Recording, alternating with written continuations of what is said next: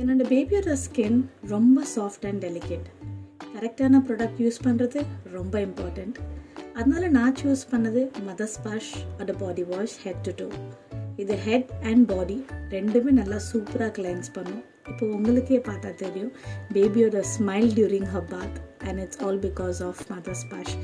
Baby அவங்க bath time வந்து ரொம்ப சூப்பராக என்ஜாய் பண்ணி பண்ணுவாங்க because the product is so gentle on our skin, 100% natural, tear free and very safe. எப்பவுமே குளிச்சதுக்கு அப்புறம் என்னோட செகண்ட் பெஸ்ட் ப்ராடக்ட் வந்து Mother Sparsh or body lotion.